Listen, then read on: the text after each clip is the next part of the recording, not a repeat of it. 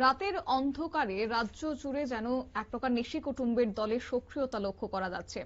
এমন অভিযোগ কিন্তু রাজ্যের যারা সচেতন নাগরিকরা রয়েছেন তারা প্রায়শই তুলে ধরে। সেক্ষেত্রে এবার দেখা যাচ্ছে যে কাকরাবনে সোমবার রাতে কাকরাবন একটি পেট্রোল পাম্পের মধ্যে প্রতিদিনের মতো কাজ সেরে ট্রিপার গাড়ি রেখে বাড়িতে চলে যান মালিক লিটন সাহা। মঙ্গলবার সকালে যখন গাড়িগুলিতে দেখতে পান তখন মালিক লিটন সাহা দেখতে পান যে গাড়ি দুটির চাকা উধাও এবং গাড়িতে ট্যাঙ্কি থেকে তেলও গায়েব হয়ে গেছে।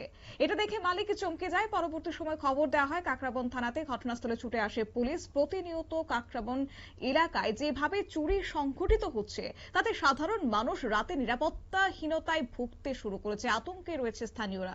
কি উঠে আসছে বিস্তারিত শুনুন। দিনে রাত্রিবাতে কাজ করে তারপরে সন্ধ্যার সময় টিপার 4টা আর জেসিবি 2টা রাখতে গেছে। প্রোগ্রামটা তো গেছে গিয়ে রাখিয়া এবার সকালে সঙ্গে ড্রাইভার আছে দেখতেছে যে ওই গাড়িটার তেলের ট্যাঙ্কি ফুলটার তেলটা পোড়াটা নিচ্ছে।